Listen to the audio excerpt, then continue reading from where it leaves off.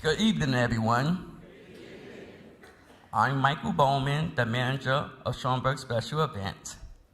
Casey Matthew, the deputy director, he couldn't be here today due to flight cancellations.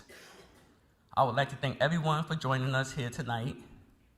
And after the program, we have a reception. And we also have 2 exhibitions that represent our 100-year centennial. And we also have a shop where we have amazing collective items for purchase. And I would like to bring to the stage Zakia Rango.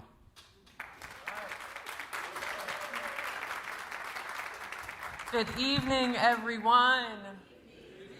They're going to advance that slide because I'm only out here to tell you about this QR code. So before we begin, I'd like to take just a moment to draw your attention to the QR code on this screen. If you have a phone, go ahead and scan that QR code. Throughout his career, Dr. Stanton Biddle devoted his life to preserving knowledge, stories, and history so that future generations would have access to them. And in that spirit, we have created a digital legacy experience to accompany today's celebration. Now, by scanning the QR code, you'll have access to the program, Dr. Biddle's life and legacy tribute, photographs spanning different chapters of his life, archival materials, and a reflection space where family, friends, colleagues, and members of the community can share your own memories and stories. This experience allows us to preserve and share Dr. Biddle's legacy in a way that can continue long after today. I encourage you to visit it during the reception and when you return home, and most importantly, to consider adding your own reflections. Every memory shared becomes part of the story that future generations will inherit. And if you're watching online, it's in the description of YouTube, so you can click that link as well. And now I'm going to turn it over to our host and MC, Chuck Banks.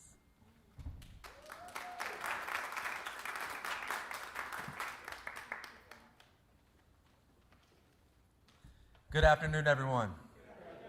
One more time, good afternoon.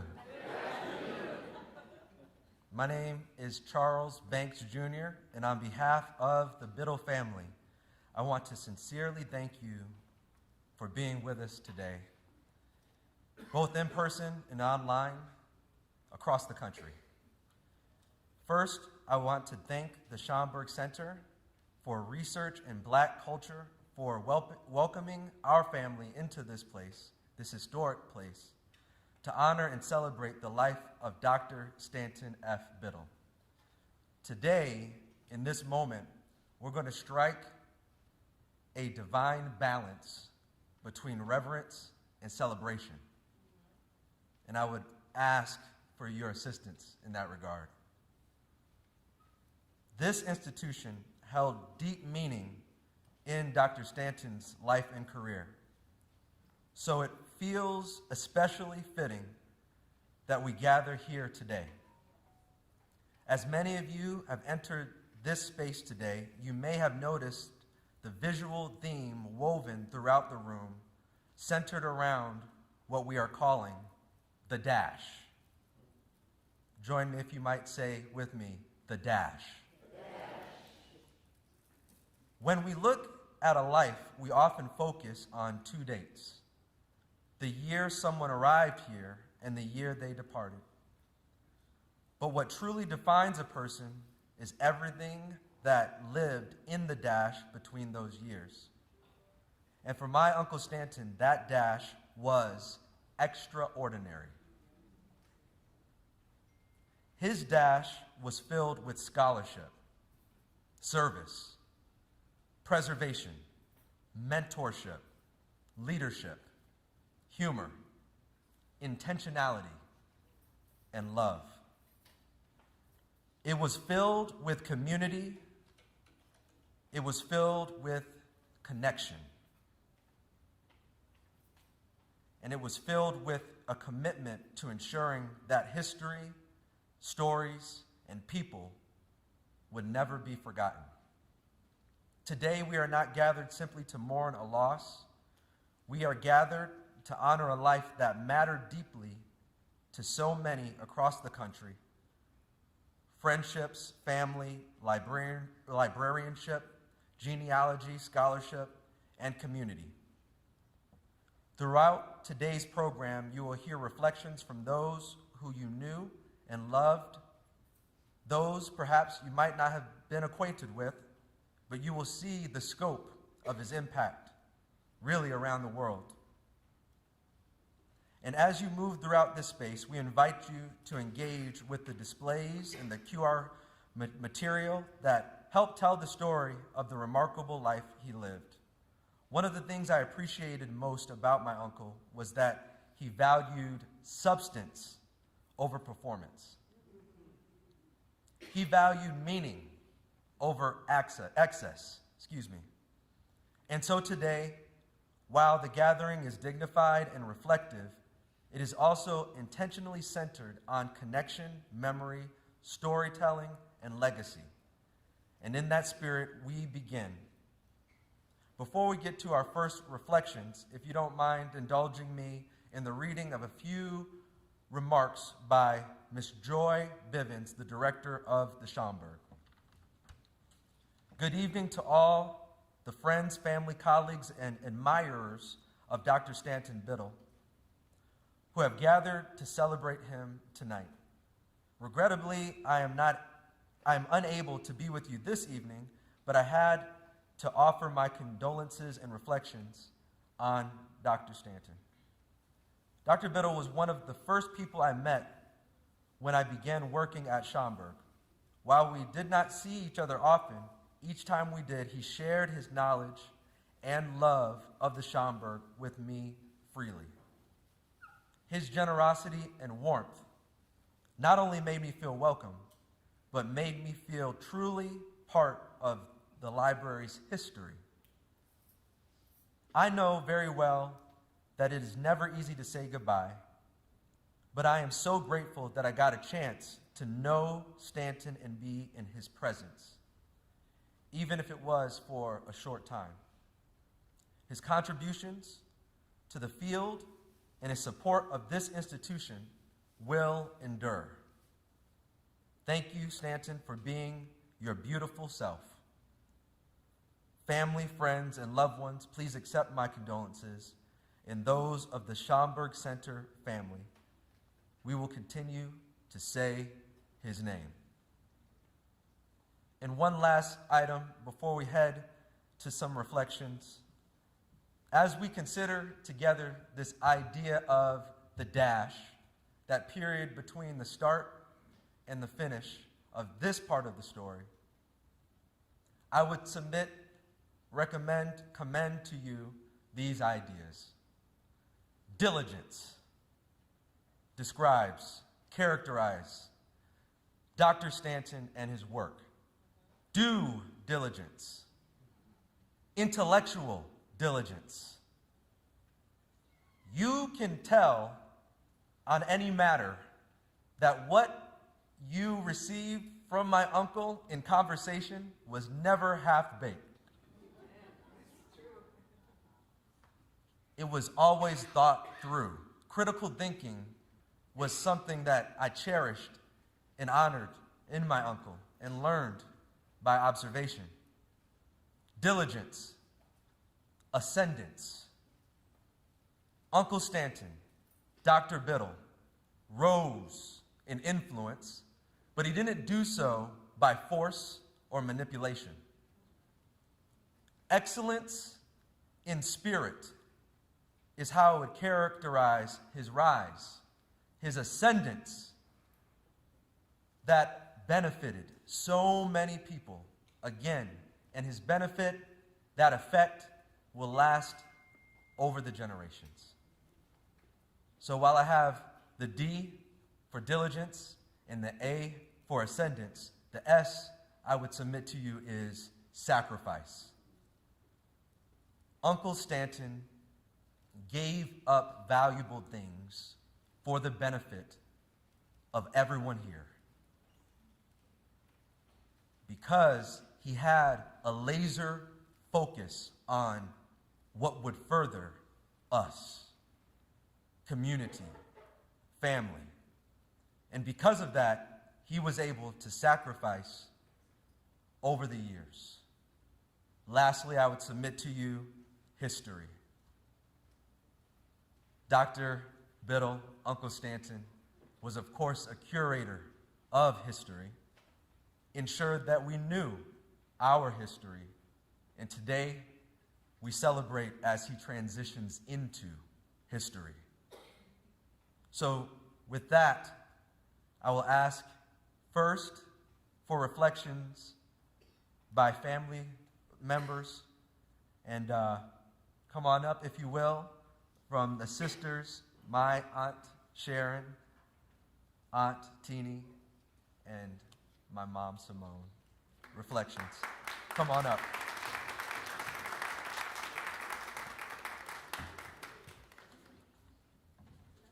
Come on up. Yep. Oh, I'm sorry.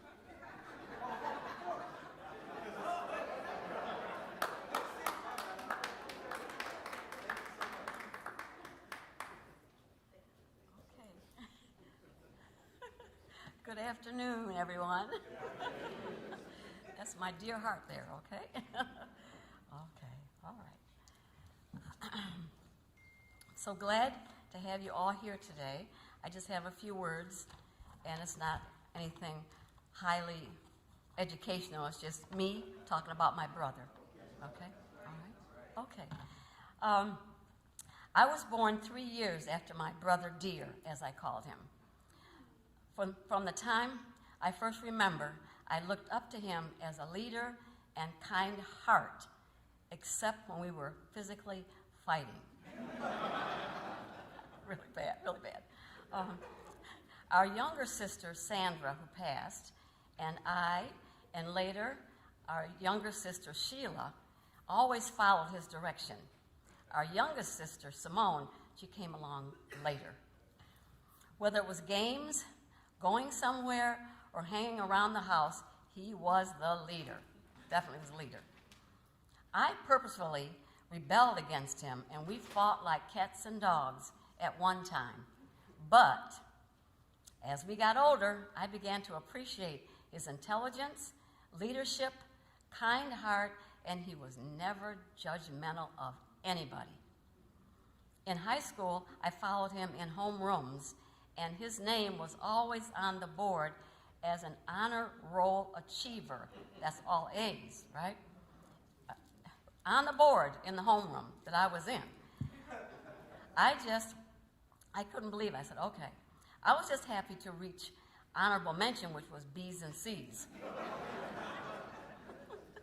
But I was proud. I was very proud. When he went to college, I was lost. He was everything to me. Our mother told us later that she felt so sorry for me because I looked so lost, and I was. I really was. Soon, I made many friends of my own.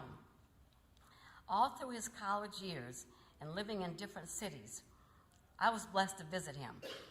He introduced me to Black history, Black music artists, plays of all kinds, library history, family genealogy, and all of his accomplishments, degrees, and interests. He never shared all he was doing as he did it. I would always ask him, please send me information on what you're doing and what's going on. I probably don't have copies of even a quarter of what he's accomplished. His 80th birthday celebration was so fulfilling to me, and those of you that came, I just thank you so much. It was 4 hours of joyful time spent together. It was so fulfilling and informative to hear all the accolades from so many people who appreciated and loved him. He has always been a pillar in our family with the elders, siblings, cousins, as well as nieces and nephews. His kindness, generosity, and love, in his own way, because he never was a mushy person, will forever be cherished. So I say to him, rest well, my brother dear.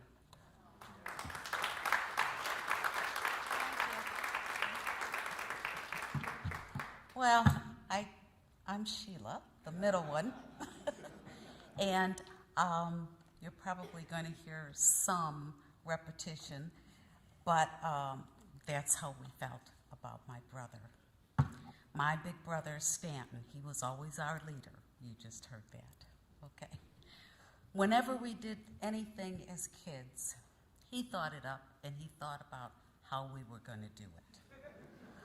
Like when we would go downtown in Rochester on Saturdays, when we'd get to our bus stop, he'd make us walk backwards along the route so that we would get more ride for our money.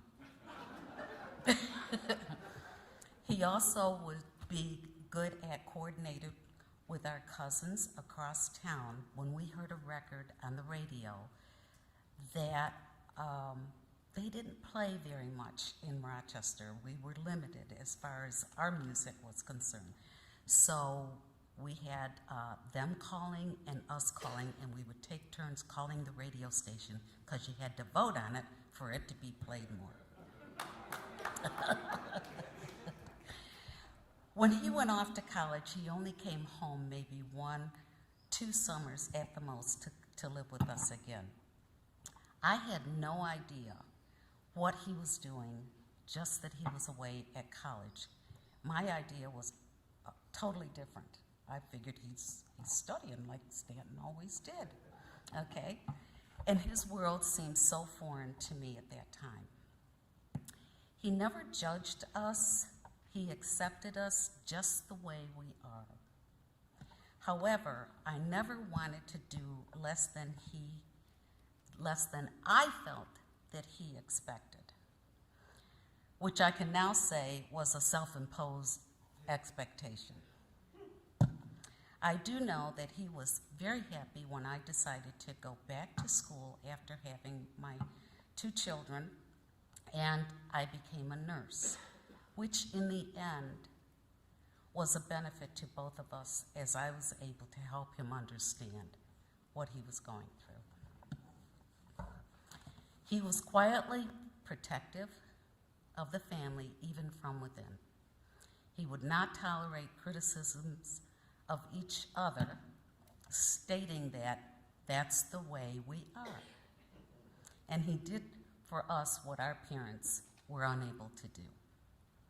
I'm standing here today trying to express my experience with him, but it's so difficult to put into words. I don't think that I have come to grips that he's not here. So I'll just reiterate from the 80th birthday, I love you, my Stan.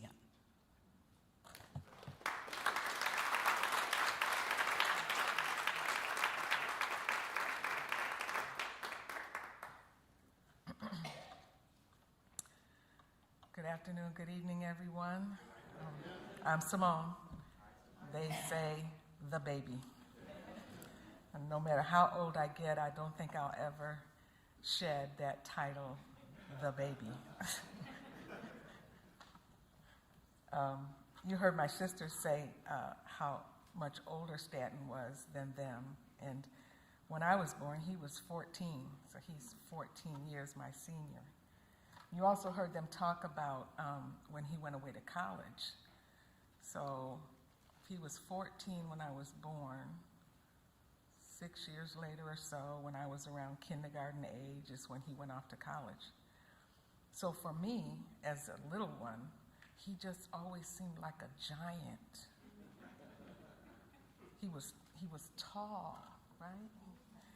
He was tall and stately, and I just thought he was a superhero. And we didn't live very many years in the house together. So when he would come home from college, like they described, it was just like this superhero was home, and we cherished every moment that we had with him. I'm trying to think about different things to share, and there's so many different ones. I think 3 might be appropriate. One is from when we were, you heard them talk about how they were, he was the leader and they followed him around everywhere. Well, all of these stories that they talk about, I don't have any idea. I wasn't here, It was like that was before my time. I have to listen to these stories. Oh, remember this, remember that? Well, no, I wasn't born yet, so I don't remember that, right? But some of the things that I do remember, one of the big things that I do remember, is when we were little, we used to watch scary movies on the weekends, and Stanton, my family has heard this story many times.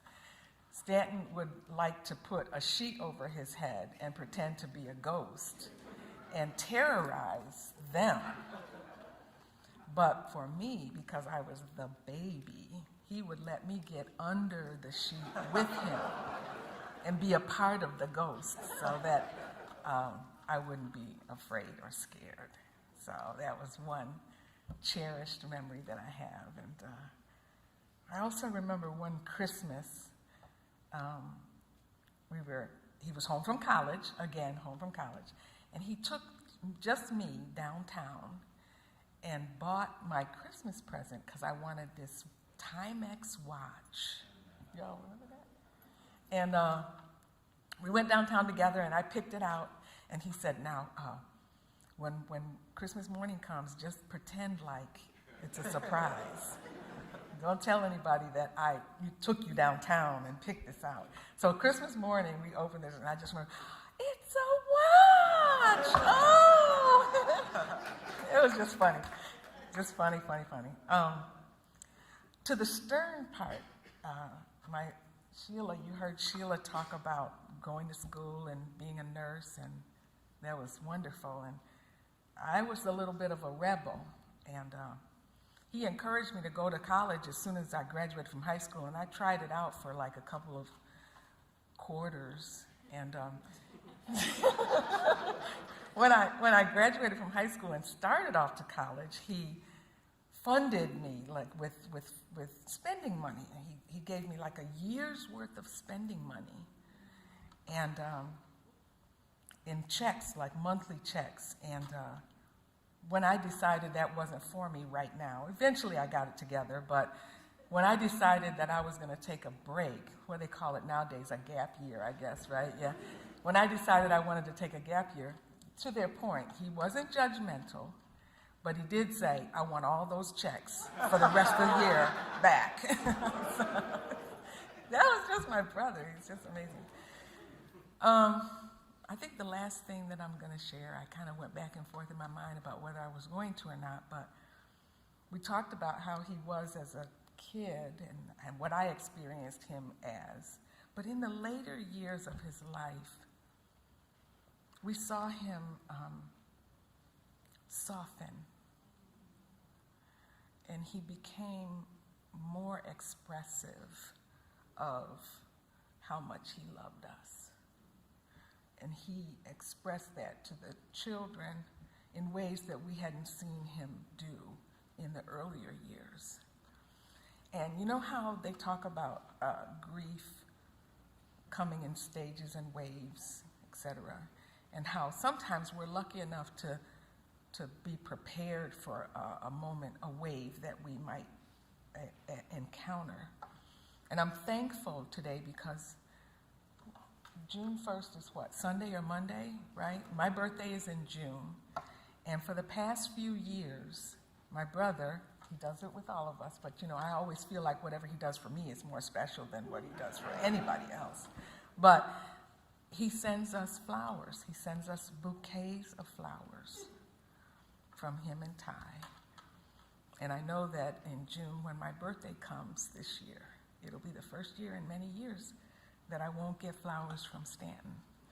And I joked with him and I say, in this season of my life, being happily single, and that's a whole other story, I used to tell him, you and Ty are the only men that I get flowers from these days. So that's my contribution.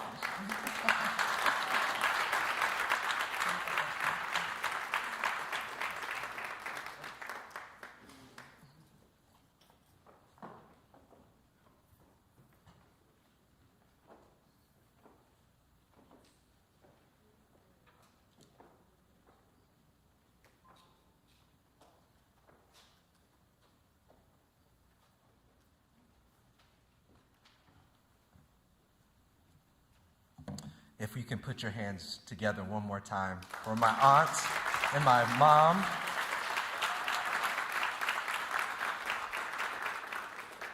At this time, we will have a musical reflection, and it'll be by my cousin, Jimmy Highsmith. I just have to say that in terms of this point, walk with me, if you will, because, of course, we are squarely in the reverent portion, but as the program unfolds, participate in the celebration.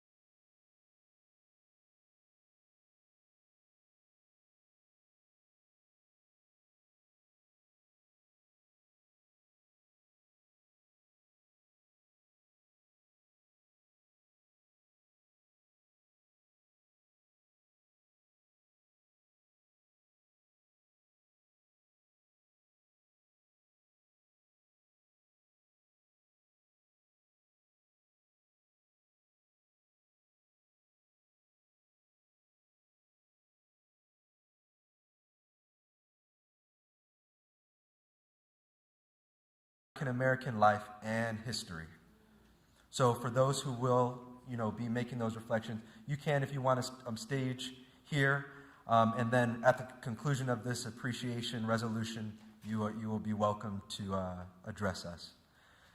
Whereas Stanton F. Biddle, Ph.D., was a charter member of the Manhattan branch of the Association for the Study of African American Life and History, and whereas Dr. Stanton Biddle supported the association at the local and national levels and used his resources for the growth and betterment of the association, and whereas Dr. Stanton Biddle served with diligence and was a faithful member who directed his energy toward the improvement of the Manhattan branch, and it is resolved that the Manhattan branch of the Association for the Study of African American Life and History expresses its profound gratitude to Dr. Stanton F. Biddle for his dedicated service,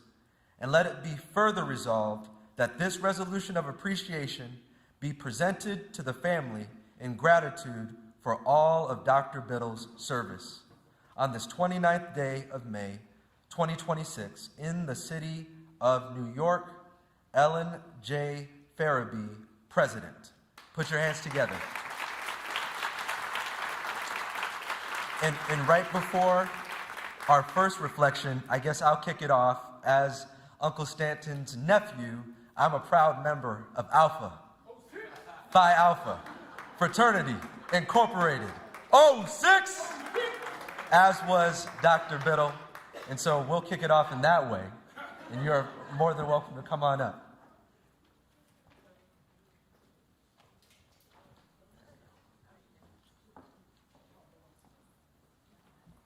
It's hard to follow a 06, but there we go.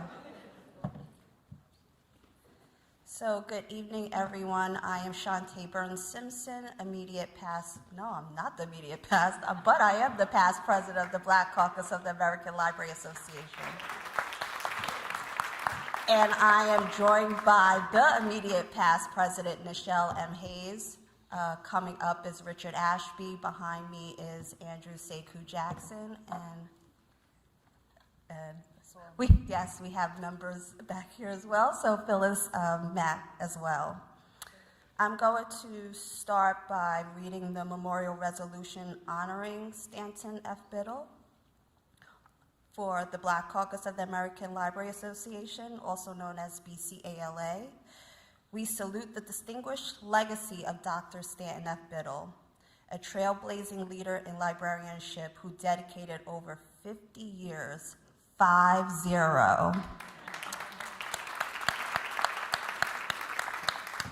to advancing African American research collections and the professional development of Black librarians.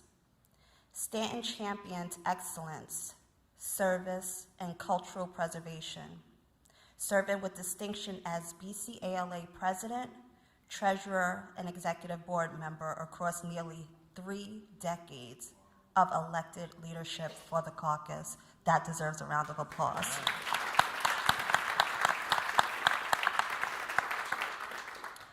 Dr. Stanton F. Biddle's record of success is further evidenced by prestigious honors, including the 2001 BCALA Demco Award for Excellence in Librarianship, the 2022 BCALA Distinguished Service Award, the ALA Award for Achievement in Library Diversity Research, the JCLC, which is the Joint Conference of Librarians of Color Legacy Award, and a Lifetime Achievement Award for the Office of the President of the United States.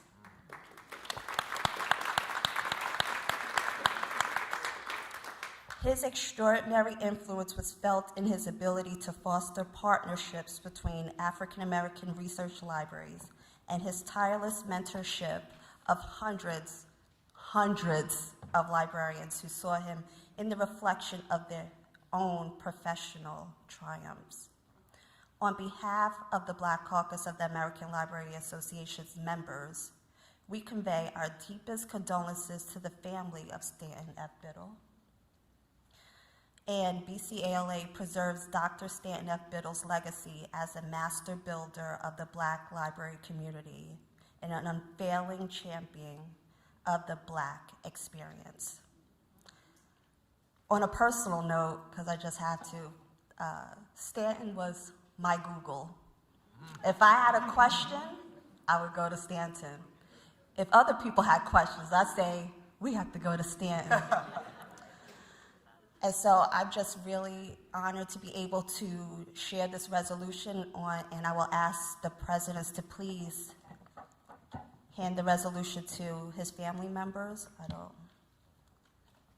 You're here, but I want everyone to be able to have it, and I don't know if you guys are. That's the least we can do, and we are really, really just so grateful for all of his hard work. And I'm just really just honored that I had the ability to know him and work very closely with him. Thank you.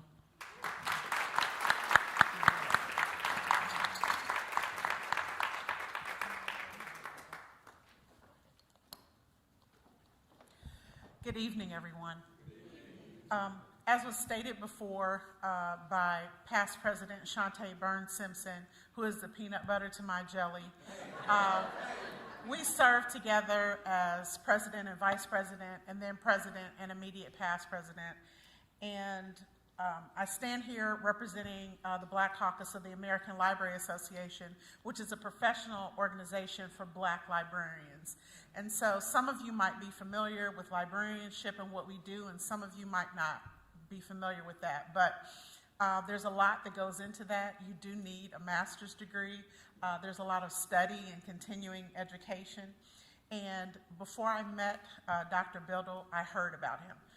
As Shantae said, ask Stanton, go to Stanton. Stanton knows, Stanton does this.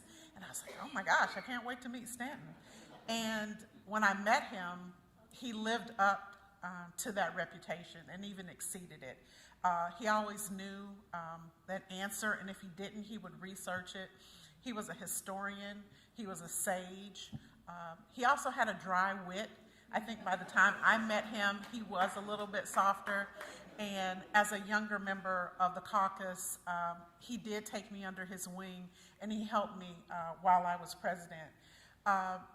Dr. Stanton and I connected on a lot of different levels. His love of history. I'm also a member of ASALA. We're also a part of the D9. I'm a proud member of Delta Sigma Theta Sorority Incorporated, a public service organization, and SORA MAC is as well. Genealogy is also something that we talked about. We talked about the highs and lows of researching, try to get in your family to kind of help or, just kind of come into it and, oh my God, if I can only get him to do this or get him to share. But we both love that. And I respect all of the capacities with which he served. And what I would hope, and I will give a call to action to the caucus, for them to continue what he did, to take that torch and not let it go out, and to further where he took us. Because 50 years of active membership and leadership with an organization is nothing to sneeze at, and I don't think that's something that we see very often. So I hope we can live up to that. He was an amazing individual, and he's going to be missed by many. I'm honored to have known him and worked with him, and I still have a lot to learn from him. His light shone bright, and it still lights a path for all of us. Thank you.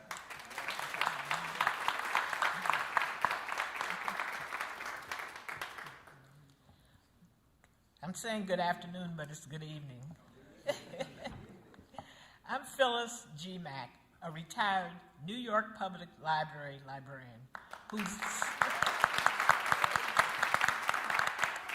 my last 18 years of 39 years of service were spent at the County Cullen Library, which is on the other side of this auditorium. I've known Stanton Biddle for over 40 years on a professional level. We were contemporaries. I'm a little older than he was.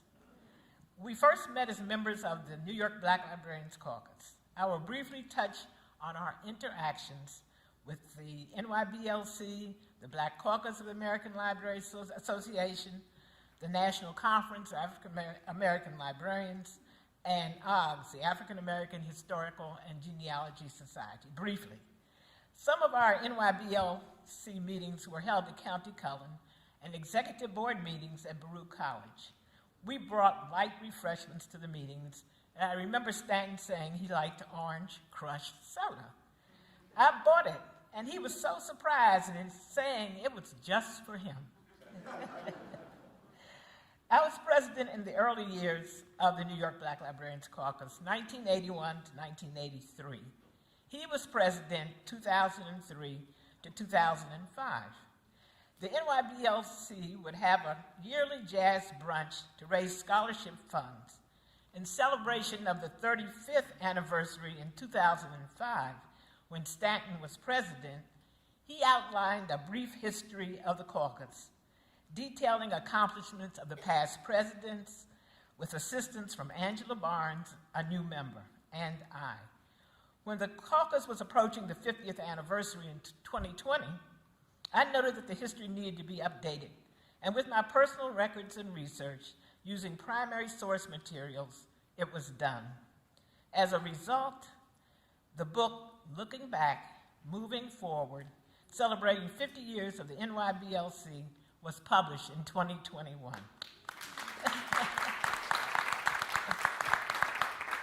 And Stanton and I were the editors and compilers. Stanton's initiative was thoughtful and appreciated by the members. A copy of this book was donated to the Schomburg Center and is also in the Library of Congress. The caucus would also have a presence at the Summer Harlem Book Fair with a table. The Harlem Book Fair was once held right outside on 135th Street, and recently I discovered a photo of Stanton at the table in 2005. I became a member of BCALA shortly after becoming a member of NYBLC. Stanton was the BCALA president 1994-1996. And in 1994, the second National Conference of African American Librarians was held in Milwaukee, Wisconsin. Because of his influence and advocacy, I became the program chair for the third National Conference of African American Librarians, held in 1997 in Winston-Salem, North Carolina. I was also on his conference proceedings committee. He told me that I always did what I said I would do. I was committed to the organization.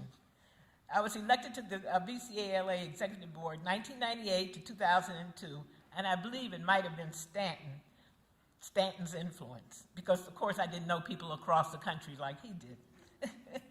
The American Library Association meets in various cities each summer, and I remember exciting times with BCALA programs and activities. A few I remember: dancing with Stanton in Washington, yes, he can dance, at a BCALA social, meeting with the BCALA Executive Board in his room in San Antonio, Texas. My first time in Chicago, calling him and asking him for somewhere fast to eat. He mentioned that there were several fast food restaurants close to the hotel. Food that I don't eat now. He picked me up when we were in Winston-Salem, North Carolina for an event in 1997, and many other interactions that I can't remember. Stanton was always resourceful, helpful when I asked him for anything. The African American Genealogy and Historical Society held meetings at the County Cullen Library while I was the regional librarian. Stanton asked me to join, but at that time my schedule was too busy. After retirement, I did join and thoroughly enjoyed being a part of the organization. I had already completed research on both my maternal and paternal family. Lastly, I saw Stanton November 9th, 2025, at the Queens Public Library, Langston Hughes Community Library and Cultural Center. The NYBLC frequently held meetings there in the past. We both spoke at the author talk on our respective chapters in the third edition of the Handbook of Black Librarianship, an Empowering Resource Guide 2025, edited by Andrew Jackson, Marva DeLoach, and Michelle Fenton. I consulted Stanton's Chapter 3, BCALA Leadership, Awards, Affiliates, and Collaborations for dates for these remarks. His detailed lists are very helpful. We miss you, Stanton.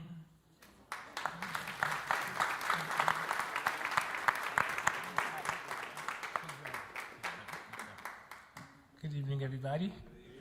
My name is Victor E. Ashby Jr., and I am the past president of the Black Caucus of the American Library Association and past president of the New York Black Librarians Caucus. I had an excellent relationship with Mr. Biddle, Dr. Biddle.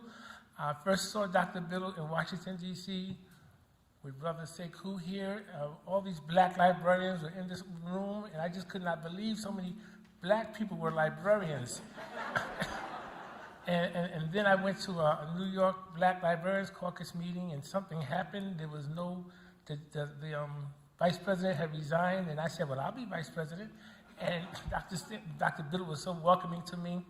And then after I was president, I called on my colleague Shantae Burns Simpson, and I said, I need you to be my vice president. And she said, well, I don't know anybody. Don't worry, we can do it. And we became president and vice president of New York Black Librarians Caucus. And then Dr. Biddle was so influential with us there. He was our treasurer. And you know, everybody know me, you have to watch the money. So then I became president of the Black Caucus of the American Library Association, and Dr. Biddle makes this decision. I don't know who told him to. He said, I'm no longer going to be working as treasurer for the Black Caucus. You have to find somebody else. Are you kidding me? And just like Shantae said, she would always say, go ask Dr. Biddle. So I said, he's not going to be our president, our treasurer. What's going to happen? Let's talk to him. And she goes, no, you'll talk to him. And we did talk to him, and he said, you know what? I'll stay on for you two. And he did. And lastly, I'm afraid of heights. And we were in Denver, and we were in Denver, and Shantae comes up and she goes, oh, Shantae, like all giddy, Dr. Biddle bought us tickets to get on the tram. Tickets to get on the tram. I'm not getting on no tram. And she's like, we have to. Why? Because Dr. Biddle bought the tickets. Did Jesus buy the tickets? No. Dr. Biddle bought the tickets. We get on this stupid tram, and Ty was there, and we get on this stupid tram, and I'm in the corner shivering, and Dr. Biddle and Ty are like, come on out, it's okay, it's okay. I was so scared. We get to the other side of this tram, and there's rocks and ledges, and these people took me to this on purpose.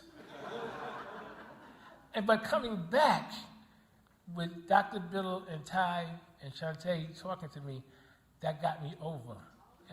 And I said all this to say this. Dr. Biddle always talked to me. I had him on speed dial. Sometimes he was like, what is it, Richard? He was such a great mentor, as was Sekou Andrew Jackson. I am so blessed to be born in this time where I had a chance to cross paths with Dr. Biddle. I wouldn't give up my time with him for the world. And I just want everybody to know that Dr. Biddle was a gentle soul, he was a caring soul, and he was an honest soul. If you were wrong, he told you you were wrong. Thank you.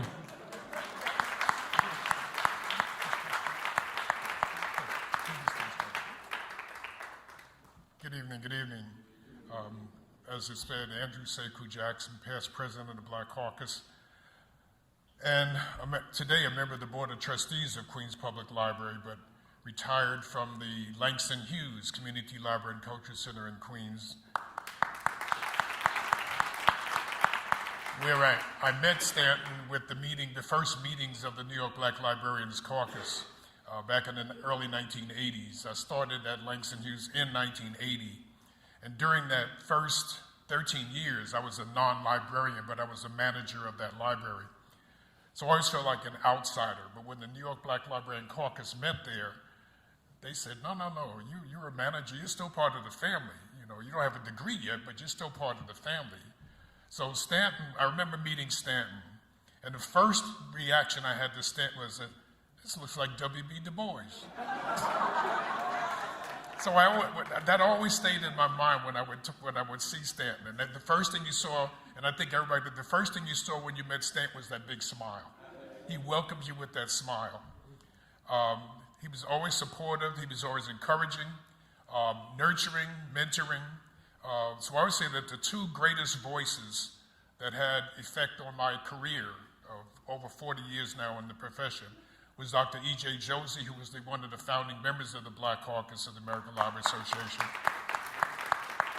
and a past president of the American Library Association, and Stanton Biddle. Neither one of them would judge me. They always encouraged me. When I was a rebel too. I was a rebel too. I didn't like to follow rules all the time, but they would keep me in bounds. As Tom Alford, who also was with the Queens Library and Black Caucus founding member, always kept me in bounds to make sure I wasn't too far off the course. But they would always give me advice, recommendations, suggestions. When we were, and I have to, before I forget, thank Stanton again for his contribution, his invaluable contribution to the third edition of the Handbook of Black Librarianship that Michelle Fenton and Martha Deloche and I edited within the last year. He said, I'm not going to have a lot of time to do this, but he made time to put his contribution into that book, which makes it an invaluable resource for anybody that deals with libraries. The second memory of Stanton is I'd become a librarian, got my master's degree in 1996. And at that point, 92, I'm sorry, the degree in 96, but the first National Conference of African American Librarians was in 1992. And that was the first time I had been to a library conference. I always let my staff go because they were librarians and I was not. But I said, I need to go to this conference. And that was the foundation, that was the catalyst for me for joining Black Caucus, being involved in Black Caucus, and the plethora of women and men in black librarians from across the country just filled me with, I got to be part of this. There's no way in the world I could be working at libraries and not be a part of this Black Caucus. And I've been a member and an active member with it since then. But when I ran for president and was elected president of Black Caucus, I realized that sitting in front of the board, the executive board, I had never run a formal meeting before. So I'm saying, oh boy, I'm in trouble. And Stan said, no, I got you. So all during the meeting, Stan would write these little notes on pieces of paper and slip them to me, the order, the protocol of how to run a meeting. Call it the order, take the vote, the discussion. I'm reading these little notes and everybody, what is he doing? So that was always the thing, that Stanton was not going to laugh or say, even you never ran a meeting before. He said, I got you, he got your back. We were at a meeting, and Stanton and I were both at this meeting, and they were asking questions about our background and how we got involved and who was our inspiration. And I mentioned that Stanton was a friend, colleague, mentor to me, and he looked at me strange like, I'm not a mentor, I'm just a colleague. But Stanton was a mentor to everybody. So when I think about The Dash, Linda Ellis's poem, The Dash, I was going to talk about that. Stanton had more than just a dash. He had, like in the middle of 125th Street, 130th Street, you got that big line down the middle. That's what Stanton had. He had a big, thick line that filled with so many things that all of us know about who he was and what he was. The other part, the closing thing is, I remember it's so hard to say goodbye to yesterday from Cooley High and then Boys to Men remaking that song. And that when I heard that Stanton had passed, first it was the shock that I don't think any of us are really over yet. But the first thing that response was to smile, because you have all these great memories of Stanton. So in our tradition, as long as we speak his name, as long as he's in our heart, as long as we speak Stanton's name, all of us are legacies of who Stanton was and Stanton is. I can't call him like I used to and get an answer, but I can hear his voice on the voicemail, so I've never deleted the voicemail I have of him. If I'm doing things and making decisions, I can hear his voice in the background. I hear EJ over here and Stanton over here. Miss Safety Lee Morris over here. I can hear my ancestors talking to me and giving me advice. So in your daily lives, whether it's family, friends, colleagues, whatever, Stanton is going to be part of who you are. Stanton is going to be part of what you think. You're going to see his smile. You're going to feel his warmth. And his presence is always going to be part of who we all are. We all are Stanton Biddle. Peace and blessings.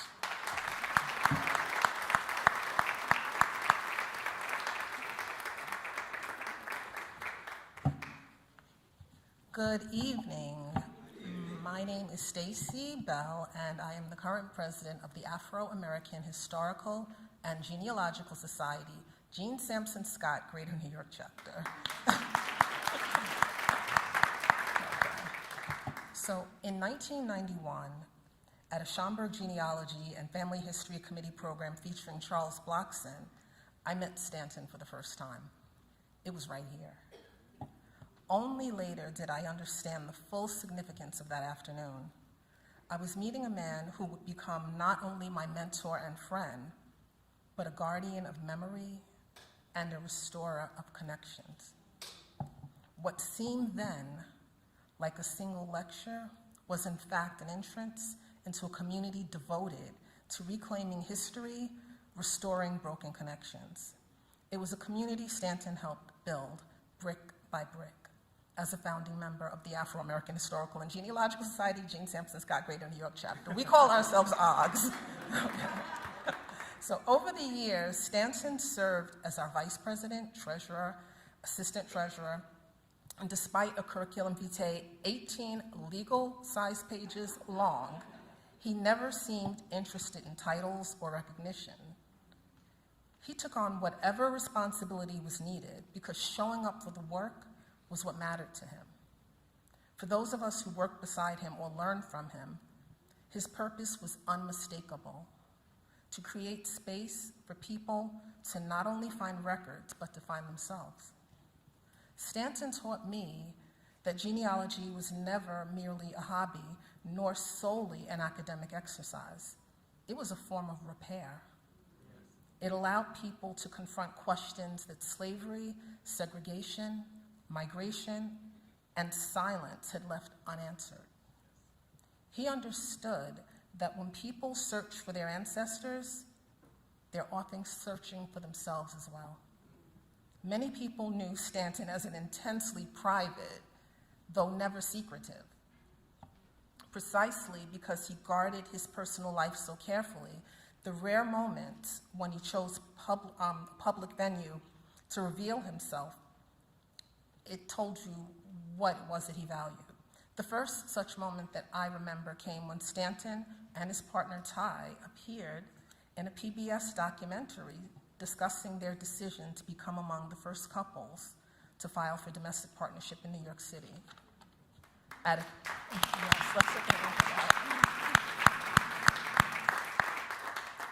When many people could not safely be visible, Stanton and Ty chose visibility quietly but firmly. The choice reflected the same principles that shaped his work in genealogy and in librarianship. The conviction that people deserve to be recognized, documented, and acknowledged as fully human. That same commitment helps explain the second time I remember Stanton speaking publicly about his life. That moment came during a panel discussion before an assembly of CUNY librarians. Stanton reflected on graduating from high school, and this is his words, well-versed in European history, math, literature, art, and culture, while knowing very little about the history of his own people. He later spoke and wrote of not learning until college that African civilizations long predated the arrival of Europeans on the continent. He described that absence of knowledge, being educated while still denied a full understanding of oneself, as miseducation. And drawing on Frantz Fanon, he named it for what it was: violence. That insight revealed much about Stanton's work and the work that he chose throughout his life. He understood erasure in archives, in history, and in public life. He understood that slavery fractured names, families, languages, and origins, that segregation and exclusion shaped what records were preserved and whose stories were deemed worthy of protection, and that entire communities could be pushed to the margins of institutional memory. That understanding fueled the urgency he carried with him. Perhaps that urgency also explains a directness that could at times catch people off guard.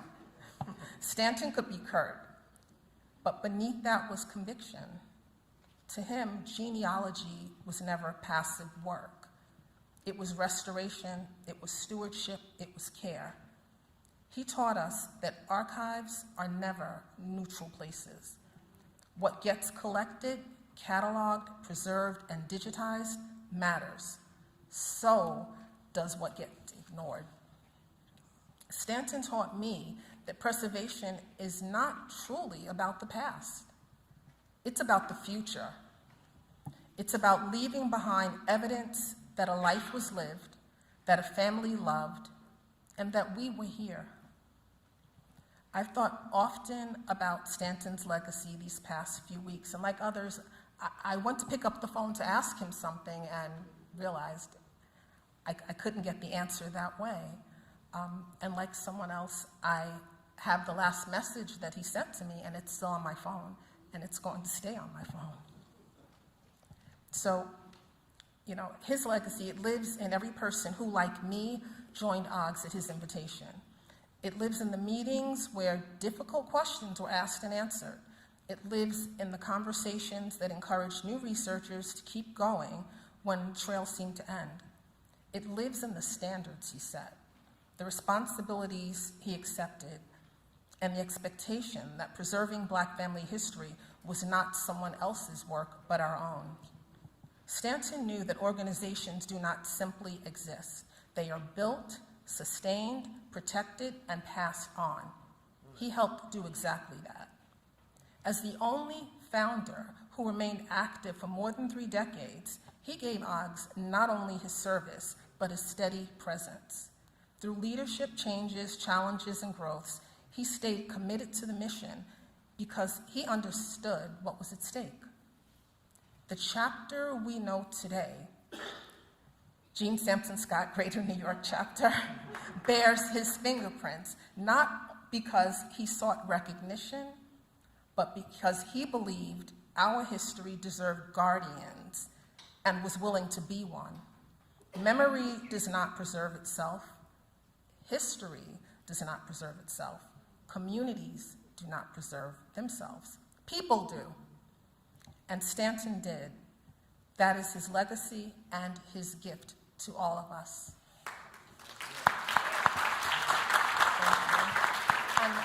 And on behalf of OGS, Sheila, Sharon, Simone, nieces, nephews, and of course, Ty, please accept our condolences.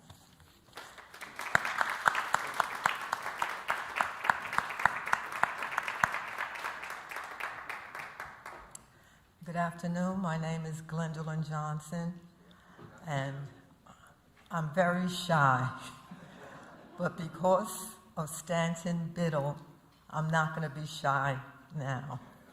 And I don't have a written speech. I had just come back from the Peace Corps, and I didn't have a job, and I didn't know what I was going to do. And somebody mentioned to me, well, why don't you go to Schaumburg and see if they'll hire you? I had never heard of Schaumburg, but I went there, and Miss Hudson was in Ghana, so Stan interviewed me, and he hired me, and I'm saying to myself, I'll stay here for a little while until I get something else. I think I was there over 20 years. And it did change my life. And Stan Biddle was the cause of it. He was always, always so nice, so helpful. If you didn't know something, you wouldn't be afraid of asking him. He would always tell you. And it made my life really, really wonderful. I had gone to Catholic school, had no real knowledge of my history, but he encouraged me, because I wasn't a librarian, he encouraged me to get my library degree, which I did. I went to Pratt and got my master's in library science because of him. And I'm not going to say a lot, but he changed the path of my life. He really changed the path of my life, because after leaving Schaumburg, I opened a bookstore, Black Books Plus. Some of you might know of it. And it was all because of Stanton Biddle. It was because of him. He was so giving of himself. He was so helpful whenever you needed something. And he had a question, you would go to him. And he would always help you. And he wouldn't put you down. He would answer you like you would want to be answered. And I thank him, and I thank his family for having him. He changed my life.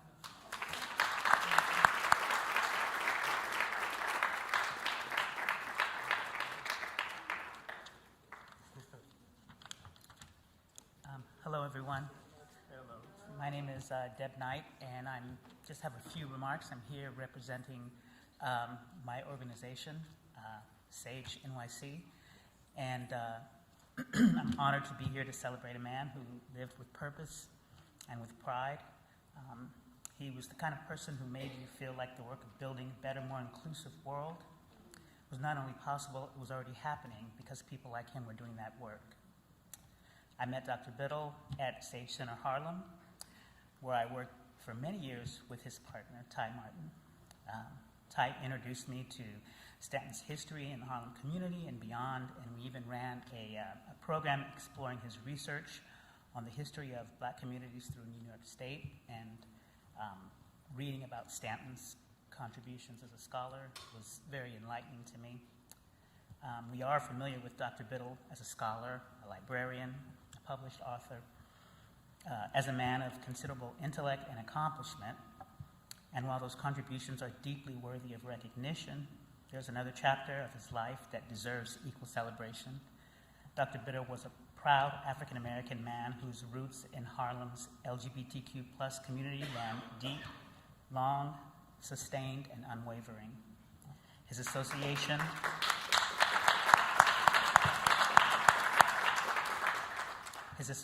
with SAGE was not a passing involvement.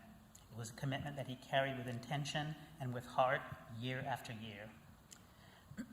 He understood that identity is never just one thing, that the fullness of who we are deserves to be seen, to be celebrated, and fought for. And he carried that understanding into everything that he did. If you ever attended Harlem Pride, chances are you saw Dr. Biddle there. If you ever attended a Pride celebration at Sage Center Harlem, he was there alongside his partner Ty, year after year, side by side. They showed up not just to celebrate, but to bear witness to the beauty and resilience of this community. There's something quietly powerful about that kind of faithful, visible love. Though his participation and his generous donations to SAGE, through his participation and his generous donations to SAGE, Dr. Biddle helped ensure that LGBTQ+ seniors could live with care, respect, dignity, and the community that they deserve.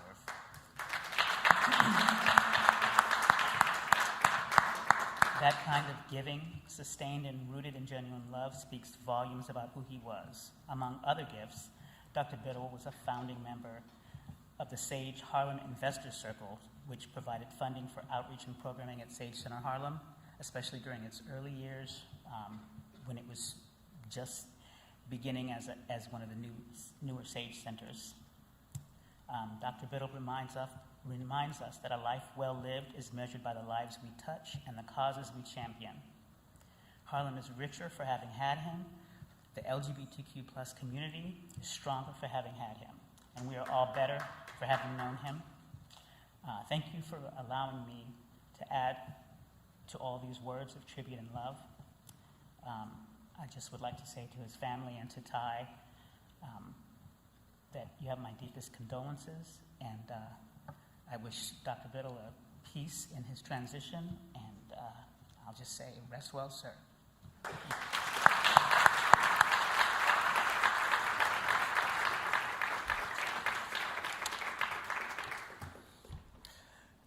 You know, it's really lovely to be in a room full of people who are talking about the same person. Throughout this entire event, it's just good to hear people love and care and really echo the person who shaped a lot of our lives. His colleagues, his lovely family, Ty, people he mentored, and I'm one of those people. My name is Stephen G. Fullwood, and I'm an archivist. And I spent 19 years, 3 months, and 24 days here at the Schomburg Center. You can say I was raised by the Schomburg Center, really. To give my remarks a little bit of context, I want to sort of echo some of the things that I think are important about when Stanton started and the kind of work that he did.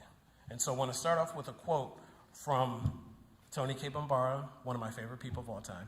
And she's a cultural worker who was born in Harlem, raised here, and wrote beautiful books about black people. Okay? We black folks were trained by the 60s to perceive activity, to assess movement and progress in particular modes: confrontation, uncompromising rhetoric, muscle flexing, press conferences, manifestos, visible groups, quasi-underground groups, hitting the streets, singing, marching, etc. On the other hand, the workings of the 70s, while less visible and less audible, and less easy to perceive, to nail down, and to define, were no less passionate and no less significant. People attempted to transform themselves cell by cell to organize block by block. Both seem to me essential prerequisites to broad-based organizing and clear-headed strategizing. That was Toni K. Bambara. Dr. Stanton Biddle understood the assignment of the 60s. It was to do the work. And he did, quietly going about it as a librarian, as an educator, administrator, and scholar, advocating for the preservation of African American history for more than 5 decades. Really. This work reflected a deep and unwavering commitment to knowledge, access, and historical memory well into the new millennium. His leadership, mentorship, and willingness to be part of building organizations are why people like me get to do the work we do today. And I thank him for that. I first met Dr. Biddle in 1994 while attending the second annual of the Black Caucus of the American Library Association in Milwaukee, Wisconsin. At the time, I was a new librarian, just a year into the field as a children's librarian in Toledo, Ohio. And so BCALA was my first professional conference. By coincidence, my father and my niece Patrice were visiting my grandmother in Milwaukee, Wisconsin. At the conference, my branch colleagues, Relita, Debbie, and Gwendolyn, and I gave a group presentation called Surviving and Thriving Against the Odds, about our library's high circulation numbers and strong community engagement, which was often described as extraordinary, but it really wasn't extraordinary. Just treat black people right, give us the resources, we'll do what we need to do. It's not magic, right? Towards the end of my presentation, I looked out into the audience and saw my father, my niece, and my grandmother enter the auditorium. Somehow, Dr. Stanton had managed to help them get to where I was. And we're all in the same room, and I can't tell you what it meant to be at my first conference, talking with black people about black culture, about black librarianship, and to see my grandmother, my dad, and my niece out there, and of course, Stanton Biddle. I often think back to that first meeting with Dr. Biddle. He was doing what he always does, bringing people together. Over the years, Dr. Biddle became Stanton, and we became friends, and as he wrote in one of my books, I'm his unofficial mentee. Over the years, I would learn more about Stanton, starting with his work at the Schomburg Center, where he processed the papers of Arthur Schomburg, for whom the center is named, whose legacy we thrive and live in today. Over the past 2 years, I've been working to organize his archive for deposit here at the Schomburg Center. Typically, when I'm asked to organize a collection at someone's house or office, it can be a lift. Not so with Stanton. His archive, housed in his home office, is very well organized. I'm like, why am I here? And of course, it would be. Essentially, my job was to help him identify specific books, papers, organizational records, and other items he wanted in the archive and things he didn't want in the archive. And so this is around the time that Stanton was a guest on a podcast that I co-host with my partner, Miranda Mims, called In the Telling, a Black Family Global podcast. Stanton agreed to be one of our guests on the episode called Always from New York, episode 10. He shared his love of family and learning about his family's origins in Cuba, New York, and Rochester, New York, spanning over 200 years. Good people right here, yes, yes. In an email he shared with me, Miranda, his excitement about being on our podcast. I want to thank you both of you for approaching me on this. As I was thinking about what I would discuss, I reviewed the processes and went through the beginning of my family history research. That reminded me of my outreaches to family members, to the interviews and field trips that we went on, and the hours and hours I spent in libraries scanning reels of state and federal census records on microfilm. I recalled the filing systems and the manual databases I had to create to keep track of all the information I was collecting, and the joy I felt in sharing it with cousins as I made new discoveries. I also reflected on the changes in the information technology that took me from handwritten court records in county clerk's offices to the universe of digitized records we have access today. It is all truly amazing, and I am thrilled to be a part of it. Stanton knew the assignment. Learn and make a way for other people. And he did. And I'm so grateful to have known him. Thank you so much.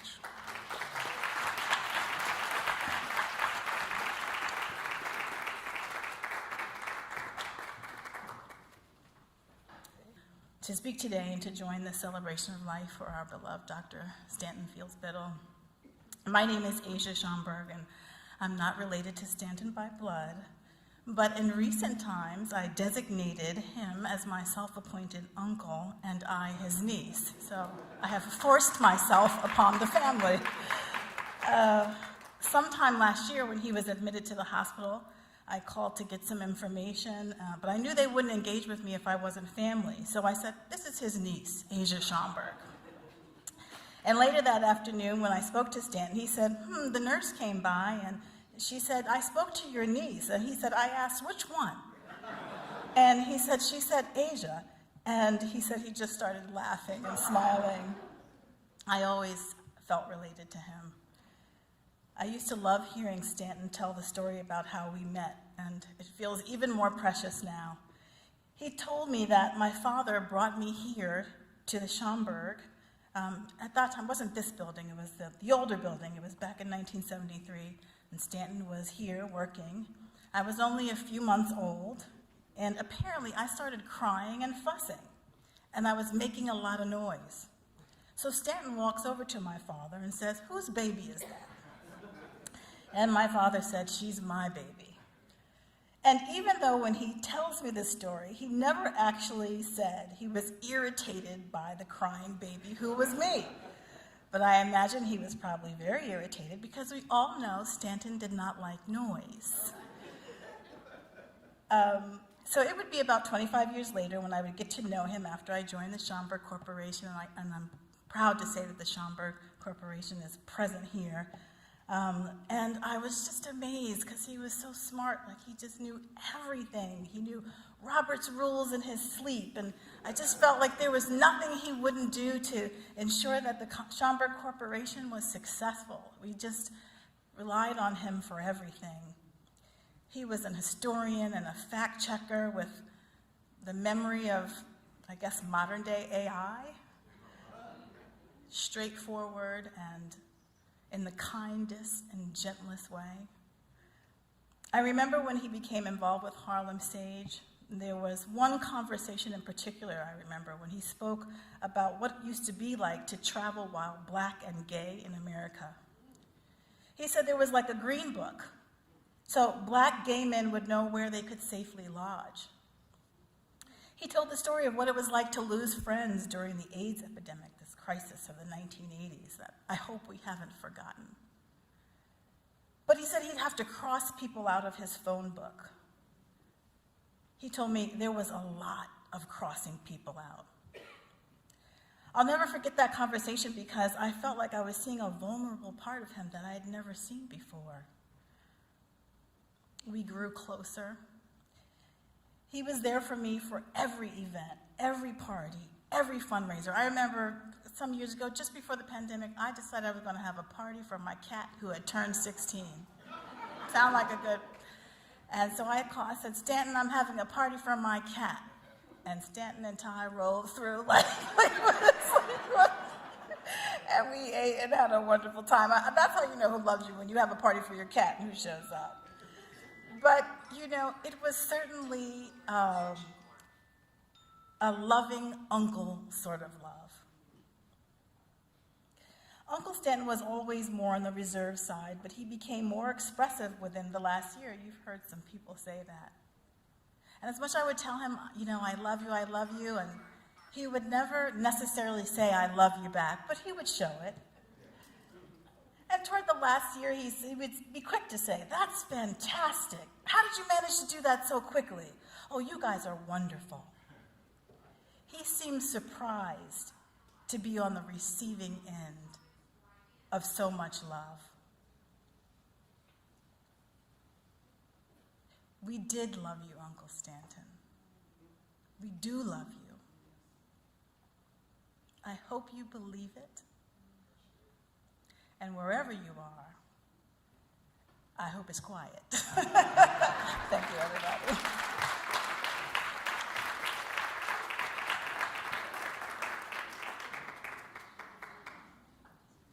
Good evening. My name's Ramona Gray Harris. Stanton was my friend and mentor. His humor was always spot on and very droll. Funny, serious, all at the same time. He had a wonderful way of reading people and was always quick with his opinion. There was a place for everyone in his librarian mind. He would listen to me as I complained about an issue and very simply, in his droll way, point out the problem in which I was thinking about the issue. Not that the issue was a problem, but it was me that was the problem. When talking to him one day, he said he wanted to update his apartment. Oh my goodness, I jumped at that opportunity to renovate his apartment. Once we had a plan in place, we fought over everything. The color of the walls, I wanted vivid and he wanted bland. The type of chairs, I wanted wonderful texture and color and he wanted comfortable and gray. We fought over everything. Sometimes he would give in, and other times it would be me who gave in. We found so many items in his apartment that were given to him over the time that never got to be displayed, and now they were. Pictures went up, statues were displayed, and lighting went in. His hallway finally showed all the plaques that he had received over his lifetime.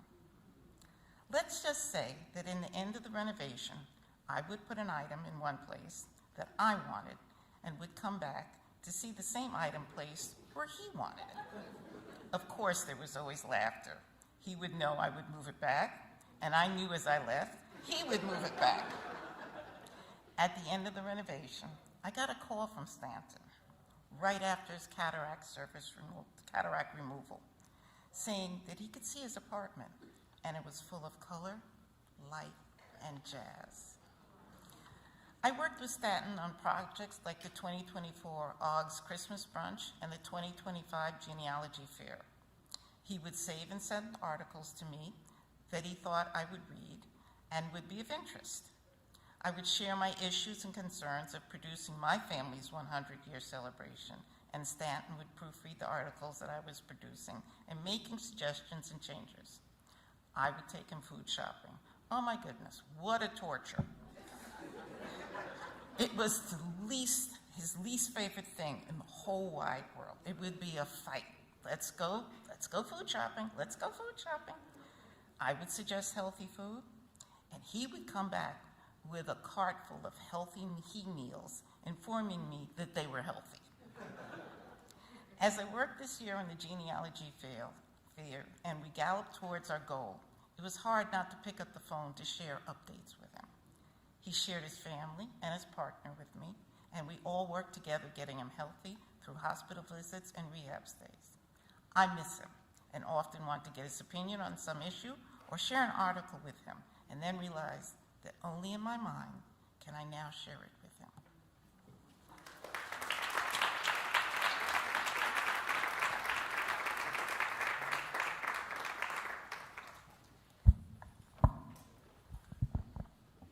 Hello, everyone. Hello. First, I'd like to give my deepest and sincerest condolences to Ty and the rest of Stanton's family, friends, loved ones, associates who are here today and around the world. My name is Carmen Neely. I'm president and CEO of Harlem Pride and the Coming Harlem Center. And thank you. I met Stanton through Ty. Ty is a former board member of Harlem Pride, and Ty and Stanton would attend our events and come through. And as I got to know Stanton better, I realized we had several things in common, and I didn't know at first. We're both Howard University graduates. We're both members of the D9 fraternities and sororities. We both have a love of books. Who knew, right? I'm a former high school teacher, and my love of books came through that and teaching and learning. And we also have a love for Harlem and its rich culture, history, and community, and particularly with Harlem Pride and its role in Harlem's LGBTQ+ community. Together with Ty, he and Stanton supported us financially with generous donations. They attended events, provided advice, and one of the things that we were working on for the Coming Harlem Center, it's a community center that we've been working on for many years, is that along with Steve Fullwood, who is here as well, planning for a library and archive to find a home in the center. That is a project near and dear to my heart. We do have some things here in the Schomburg archive, again, curated by Steve Fullwood. Thank you so much for that. But history and its importance to understand from whence we came and allow that to help inform where we're going. And so with this project and the transition of Stanton, we are definitely going to continue that legacy and carry the torch forward and have that center become in existence once the center opens. And at that point in time, it will bear Stanton's name.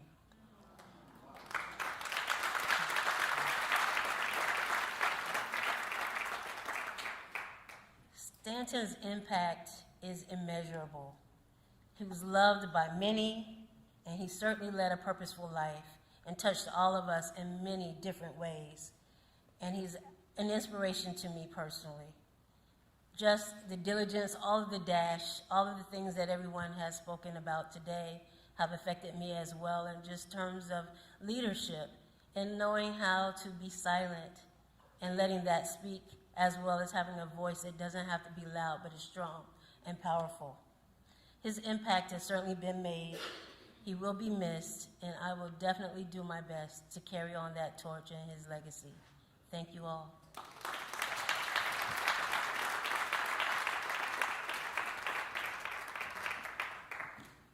Oh, hi.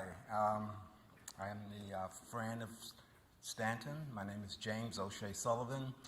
I just wanted to say that Stanton and I met back in the 70s. I met him when he was living in the Delano Village, which is right up the street here. It was, how do I say it? It was on a social occasion. He had his cliques and I had my cliques. So you decide which side you're going to, associate with. But we all came together as one. Stanton, as most people said before, was a very, very nice person. He didn't flaunt his education. He was just himself. Just two examples. When Stanton heard that I was thinking about moving to Washington, D.C., he volunteered. He said, okay, I'll drive down there with you, introduce you to some friends and show you around, which I thought was just wonderful, from just a friend that some people that we had, come together just as friends. And another time, we were in a conversation. Stanton had mentioned that his nieces, the young ladies that you saw here today, were going to be performing in August Wilson's play, Fences, in Springfield, Massachusetts, and they were just young girls. And he was excited about going to Springfield to visit. And I said, okay, Stanton, I'll drive up with you. So we drove to Springfield, Massachusetts now that's where I met Sharon, and the young ladies, and and it was wonderful being there. So that's how he was as an individual. He was very family-oriented. He wanted to be and support, and I thought that was just wonderful about him.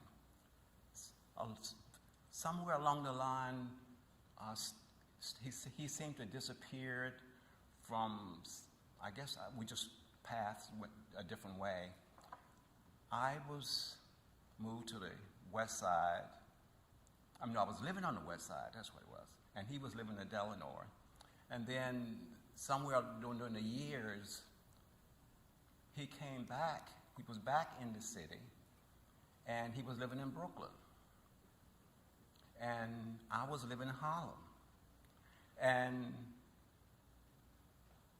I was just, and how we started coming together as, meeting socially together as friends. And that brought our, we just got closer. He wanted to leave Brooklyn and move to Manhattan. And I was with him and searching for apartments because I was interested in real estate. So I would go around with him to search for apartments. And the apartment in which he was in, that he owns now, I was there when he saw it and decided, to purchase it. So that's shows how he was as an individual. He was eager to find things and to search them out and do diligent and getting it right. One thing about us as an individual, we came together because we are both Virgos. Yeah. He's September 16th, and I'm September 6th. So I say we saw eye to eye together, and we got along. I was there for sickness and in health. And Ty was part of that because Ty and I were Navy buddies. We was in the U.S. Navy together. Yeah. So we're veterans, in other words. You can see I'm not a public speaker, but I'm just trying to tell you how much I appreciate Stanton's friendship and how much I care for him. And the night before Stanton's demise, Ty and I went down to Sloan Kettering because he didn't drive at night, so it was getting dark. So I drove him down, and it's hard parking down there at Sloan Kettering. So I stayed in the car while Ty went upstairs, and then Ty came back, and then I went upstairs. Stanton thanked me for driving Ty down. And then he said to me, I'm tired and I want to sleep. I said, go ahead then. I'm just going to sit right here because I'm the type that never leaves right away. So I sat there, and then he started talking about his back was hurting. And the nurses came in, and I told the nurses, I said, well,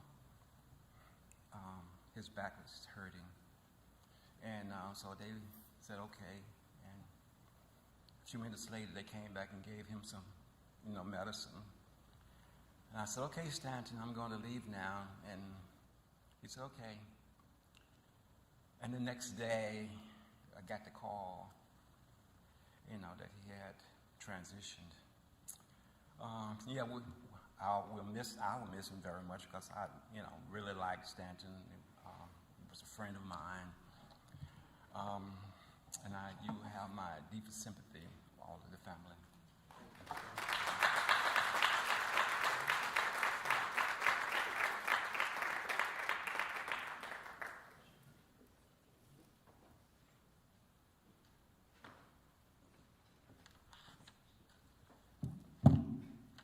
Oh, this is a nice small podium. Normally it's up here for me. This is nice, thank you. Good evening, everyone. My name is Melissa Estrado. I am the Region 1 Chair of Howard University Alumni Association, and I'm also the past president of Howard University Alumni Association of Greater New York City.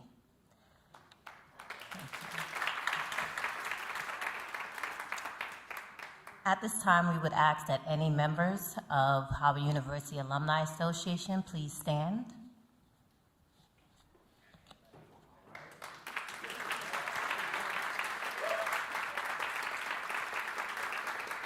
We have another wonderful alum that is sitting in the front videotaping as well. At this time, I'm going to read our resolution from our President, Wayne A.I. Frederick.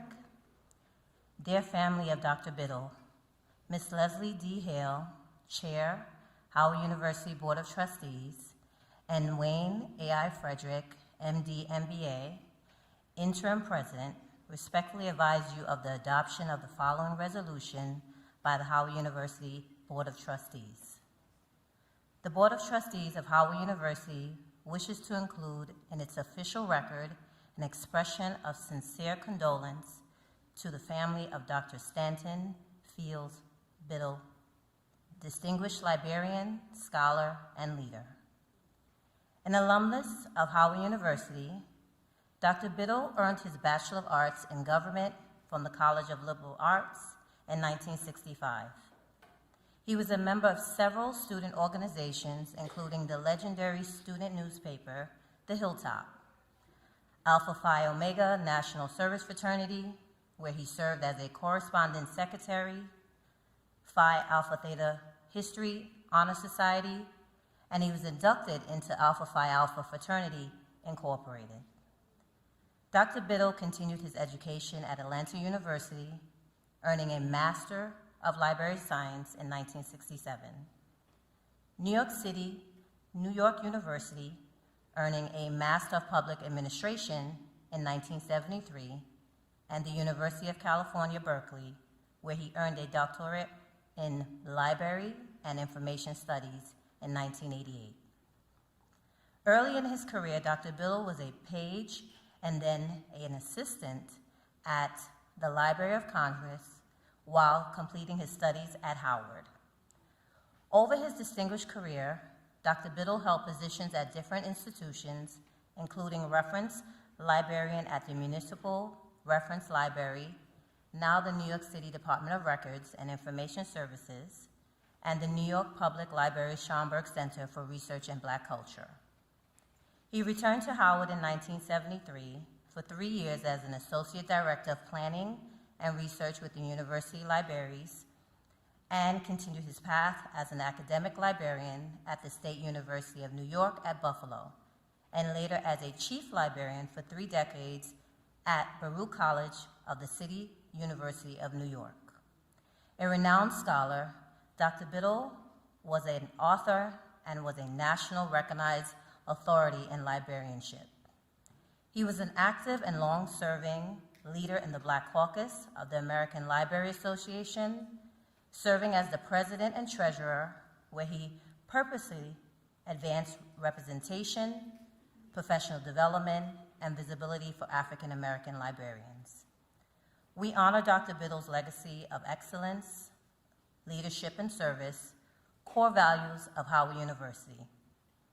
Words cannot adequately express our heartfelt sympathy to Dr. Stanton Biddle's beloved sisters, Ms. Sheila Batch, Ms. Sharon Wiggett, and Ms. Simone Banks, and his entire family. The Board of Trustees wishes to convey that all its members share in their loss. Be it therefore resolved, this expression of sympathy in response to the death of Dr. Stanton Biddle be spread among the minutes of the Board of Trustees of Howard University. With sympathy and compassion, Wayne A.I. Frederick, Interim President.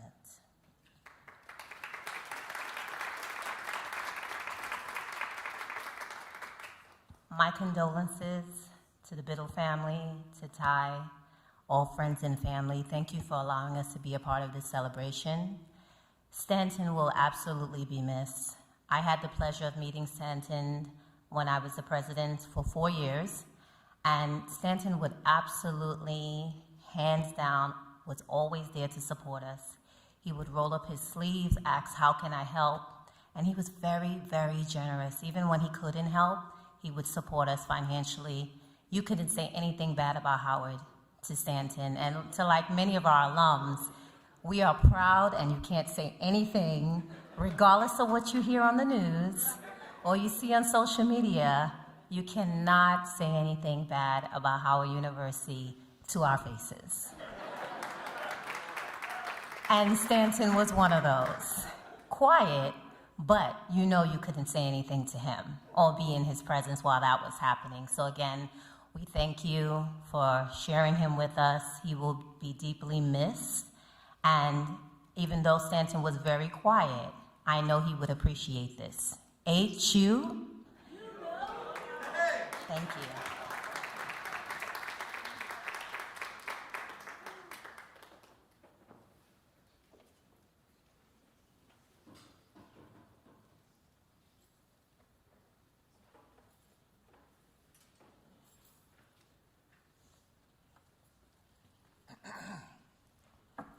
Good evening, everybody. Good evening. My name is Cyril Ennis Jr. I am the president of the Schaumburg Corporation.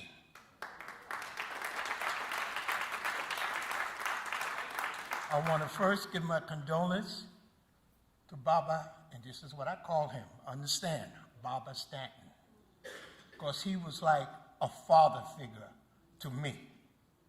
As a young black man growing up with a single mother, and they're always saying, no, we don't do things and we go different ways as a black man, that's a lie.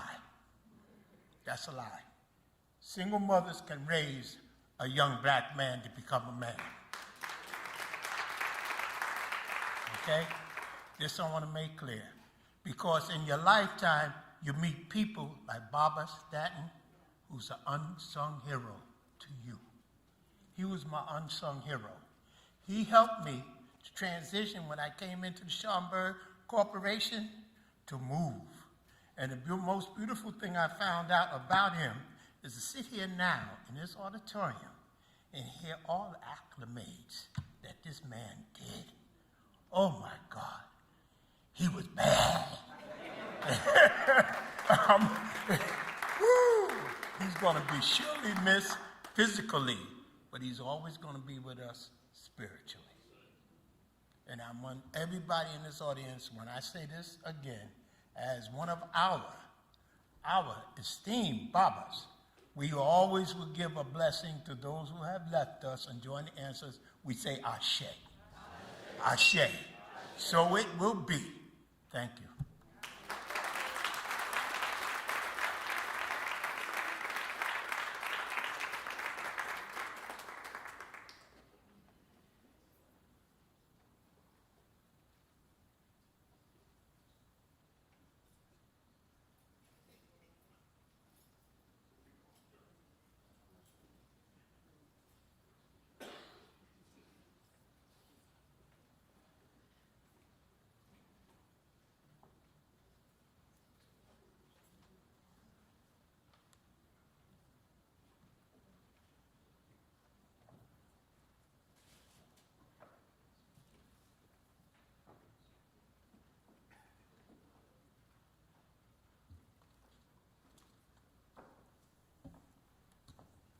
evening. My name is Carrie Bird, and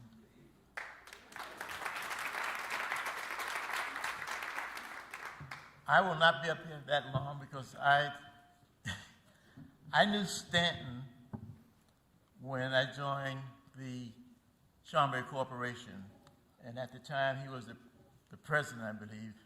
He was also the treasurer, the secretary, the assistant secretary. And my background is in accounting and in the publishing field. So when I came, after a couple years, they asked me to be the treasurer. And I said, man, I could do this job. This is easy because I saw what Stanton did. And my background is in publishing. But what I didn't know, Stanton was good at it. And he was an accountant. So, but one of my memories of Dr. Biddle, and I never called him anything but Dr. Biddle. Y'all heard of Stanton, and what I always refer to him as Dr. Biddle. We held a special membership meeting on a Saturday, as opposed to every second Wednesday between the months of September and June. The meeting was led by an outside consultant whose task was to explain to the membership in attendance the difference between the Schaumburg Corporation and the Schaumburg Library. She went on and told all these things about, the difference. And after it was over, a couple of us whispered, we all knew that already because Stanton told us this, So, because he was our Schaumburg whisperer. But, the thing that I knew about Stanton, I liked about Stanton, like has been said earlier by many of you, that he was always available. A lot of things, the articles around here have Stanton's imprint on them. I was just sitting at the front desk talking with one of the volunteers, and he said, he didn't know Stanton. I said, yes, you do. Read that book right there, because it has his imprint on it all. I said, everything that you know about the Schaumburg is in that book, and if you read it, you know Stanton. I'm a firm believer that between the Bible, Shakespeare, Langston Hughes, and Tupac, we can find an appropriate sentiment for this occasion. However, I remember in the 1994 movie, 4 Weddings and a Funeral, at the funeral service of one of the main characters in the film, a speaker recited from W.H. Holden's Funeral Blues, in which the first and last stanzas was as follows. Stop all the clocks, cut off the telephone, prevent the dog from barking with a juicy bone, silence the pianos and with muffled drums, bring out the coffin, let the mourners come. The stars not wanted now, put out every one, pack up the moon and dismantle the sun. Pour away the ocean and sweep up the wood, for nothing can ever come to any good. That reminded me of Stan, because I don't know what we're going to do without Stanton there. Like, I know some of you said you called him whenever you had a problem, you called Stanton up. And that was the way it was with the Schaumburg Corporation. I was a volunteer here at Schaumburg, and whenever I had a problem about the library, I say, hey, Stanton, what about this here? And he would say, oh, Carrie, that's easy, come on. Something that, very, very casual. And so I just want to say, my memories of Stanton, we met on the second Tuesday of every month between the month of September and June. I missed him then, and I'll miss him now. Thank you.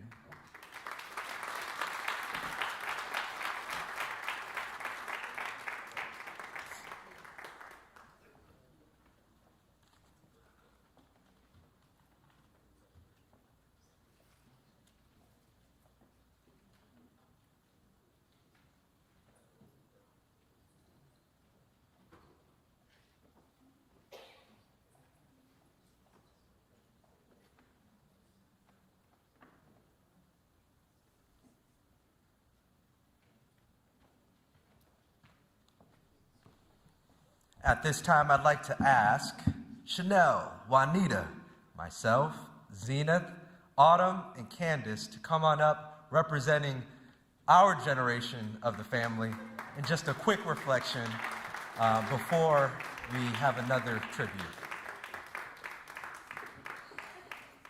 Good evening, everyone. Such amazing stories and such an overflowing of love. It's so great to hear. So many people have great things to say about our uncle, and it's a real testament of the life that he lived, that he can mean so much to so many different people. But here we are, the millennials and the Gen Zs. We're going to talk about our Uncle Stanton. My name is Juanita, and I lived with Uncle Stanton, and I invaded his space. And so this is a text message that, this is how I would always greet him. Hey, Uncle Stanton! And he would say, hello. In the real deep, I don't have a deep baritone voice like him, but one of our text messages from last October 16, 2025, I said, hey, Uncle Stanton, look what street I'm on, LOL. And it was a picture of Stanton Street in the Lower East Side. And he said, wow, this is over on the Lower East Side, isn't it? And it was just so fitting that he knew exactly where I was. Over the past 2 months since our uncle has transitioned, I love how I've been walking around NYC and just constantly reminded of places and things that Uncle Stanton exposed me to, introduced me to, showed me, from great academic institutions and cultural centers such as this one, to, you know, a mere street sign bearing his name, Stanton Street. At first, I was in a really bad mood, very confused, even frightened and feeling very vulnerable and unprotected. What is New York City without Uncle Stanton? What were so many of the milestones, leaps of faith, breakthroughs, discoveries, harebrained schemes, achievements without the quiet, confident, very knowledgeable, very reassuring, very unjudgmental, as people have constantly said about him. I thought it was just me. I thought he just wasn't judging me. But it was everybody, you know, and very supportive talks and acts of service from Uncle Stanton. Uncle Stanton has been the key to this city for me, New York City, but not just the city, but also what I felt I could become in this city and establish for myself. Our talks always seemed like he already knew. He just already knew what I was doing, what I was studying, where I was going, who I was hanging out with, and even what I was going through. The courage it takes to break out of your cocoon, take a bet on yourself, celebrate your achievements, or even just lick your wounds and try again. A quiet force keeping track of all of us. Literally, he has a flow chart and a map of our family tree, everybody's birthday, everyone's marriage, everything. Even down to our little one. Where'd he go? Fortune, he was just here. The little ones. And I know it really made my mother, his little sister, feel so, you know, comfortable and reassured that he could get to me and I could get to him no matter how crazy the circumstances. You know, literally from 9/11 to COVID-19, and I was there for all of these world and unprecedented events.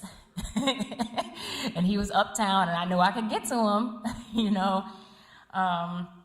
He took me to my first Broadway show at the Public Theater, and then full circle got to watch me make my Broadway debut, and it was produced by the Public Theater.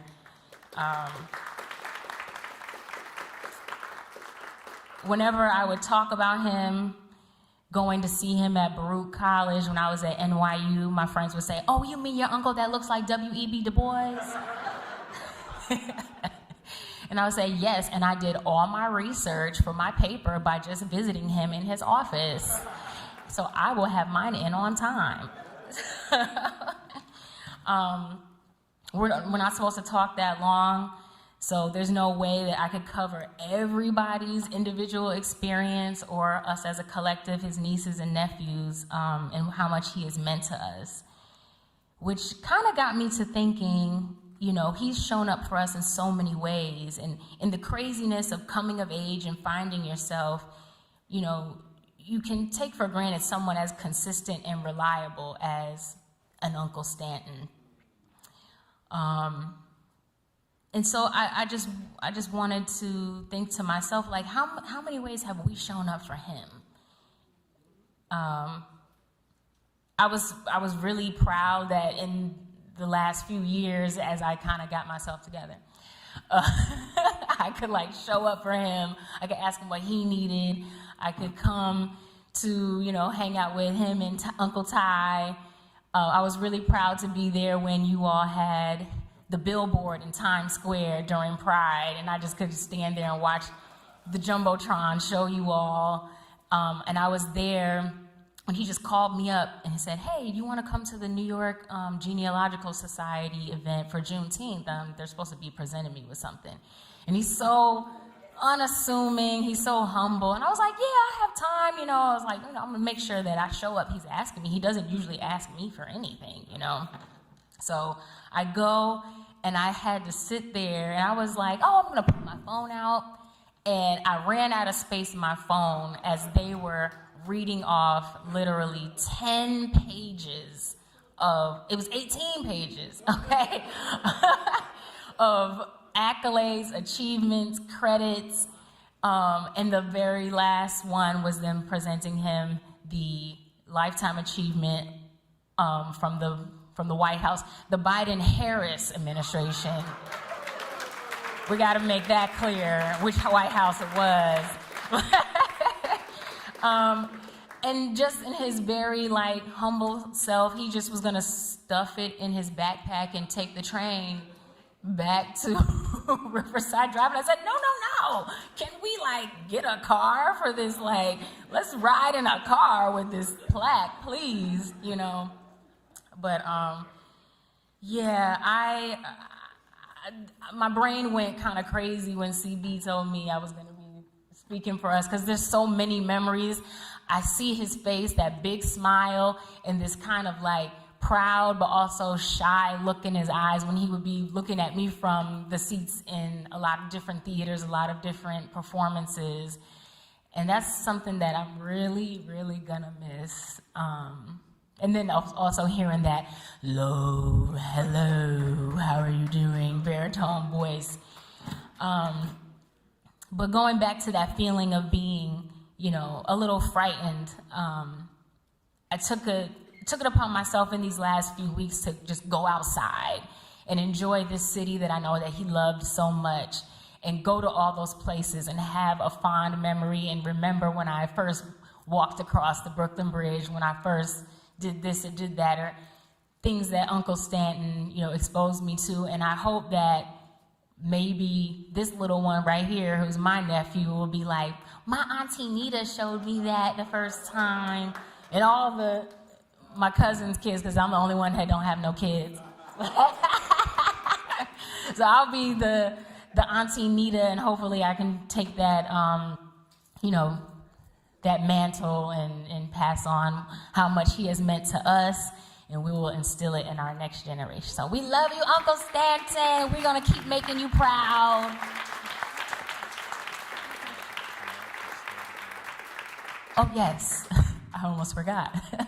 We're going to segue into some of our family talents here, where my sister Chanel and my cousin Zenith, we're going to break out into a little medley, some of the songs that Uncle Stanton would jam to. We're going to jam with y'all, if you would mind, you know, clapping your hands and singing along if you know it. Two more. We have some family from here in New York and from California. So just a couple more remarks, and then we'll get to that song. 100%. We'll keep it very brief. So I'll just say I only had two cousins when I moved to New York in 1991, and one of them was Stanton Biddle, and the other one was Mary Amy Dowry, who was my grandmother. Autumn's grandmother. And so my name is Candace Sue. I represent the Butler family, or what we represent the Butler side of the family.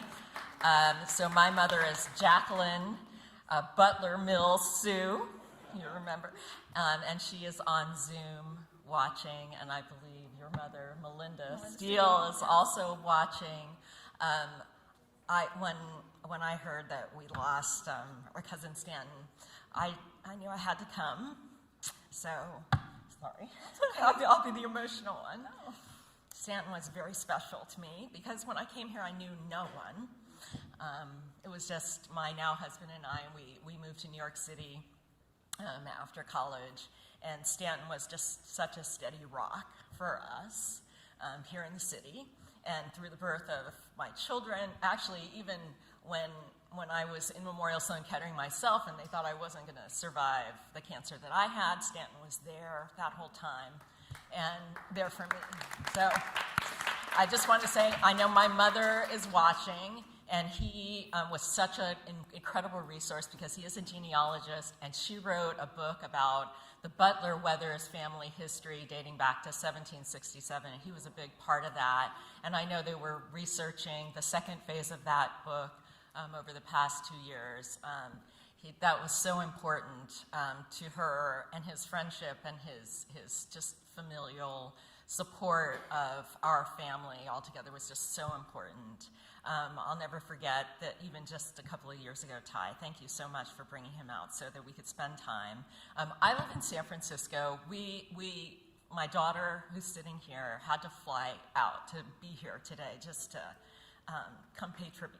So thank you so much. He was such a precious person.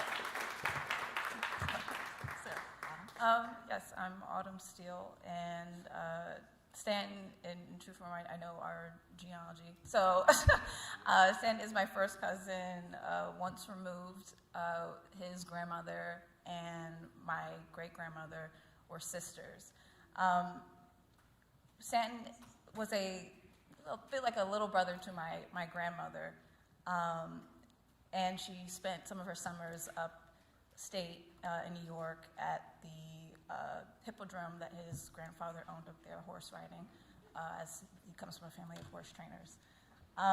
As I never got to meet my great-grandmother and most of my great-grandparents, Stan was very much a portal for me as far as understanding what they were like, and a lot of what my personality type stemmed from. And so with Stan's passing, sorry, he's thank you.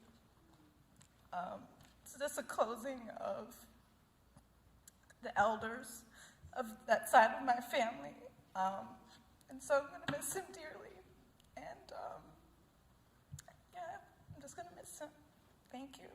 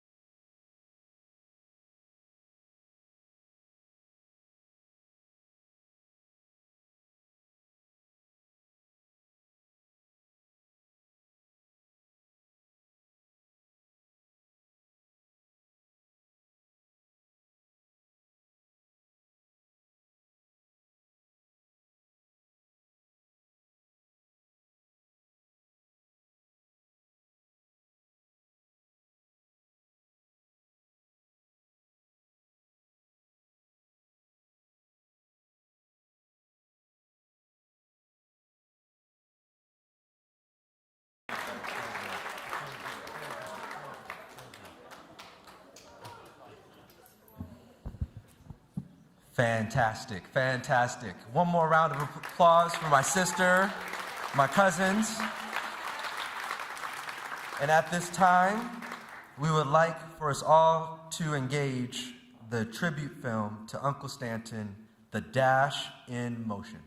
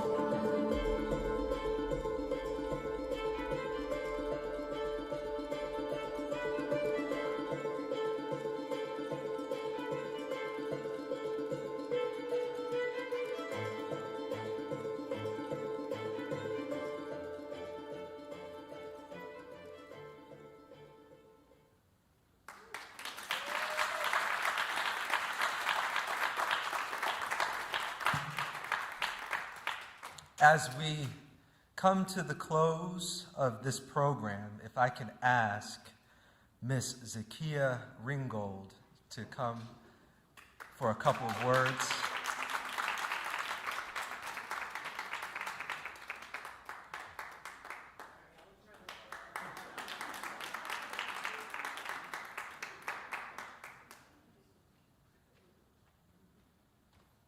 All right. Hi, everybody. So my name is Zakia Ringgold, and Stanton's sister called me from his phone after I had gotten a message that he had transitioned.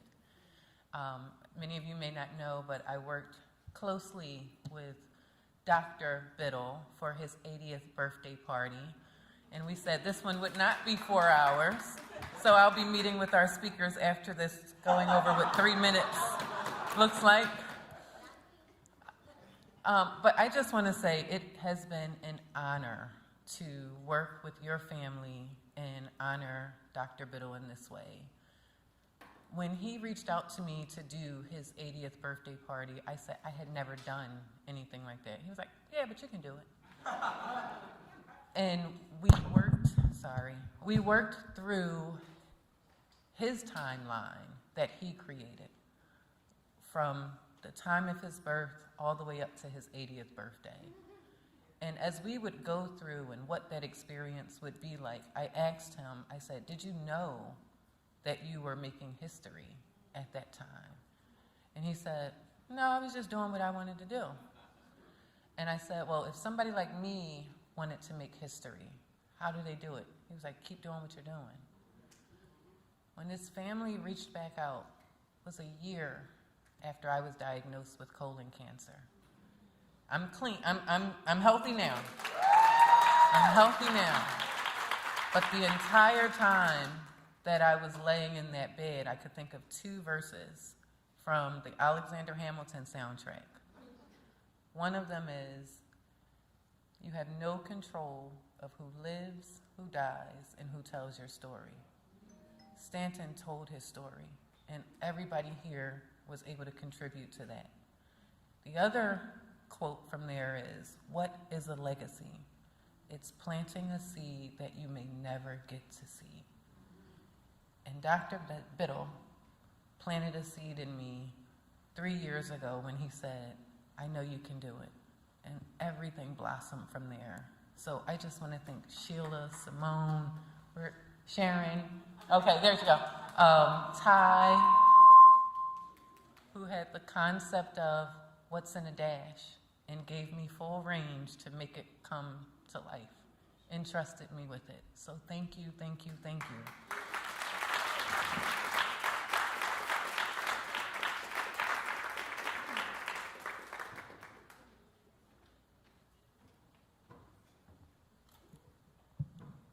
So at this time, I would request that everybody put your hands together one more time for Ms. Zakia Ringgold.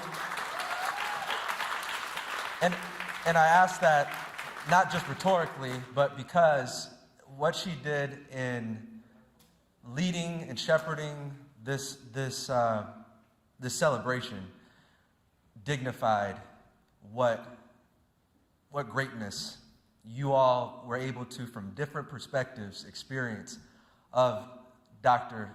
Stanton Biddle. And I really thank you, Zakia, for your work.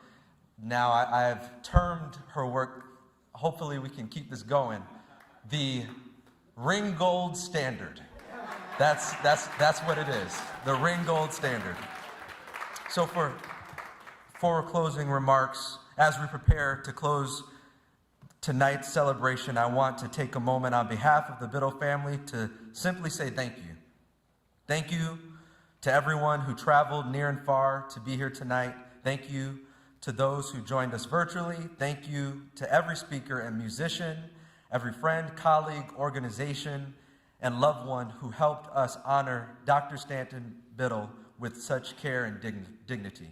Today, we heard about the scholar, the librarian, the genealogist, the leader, the mentor, the colleague, the brother, the uncle, the partner, and the friend. But beyond all those roles, What became clear throughout this entire program is that Stanton made people feel seen, valued, connected, and remembered.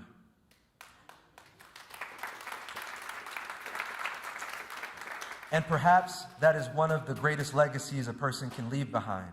Earlier, we spoke about the dash, the life lived between the dates.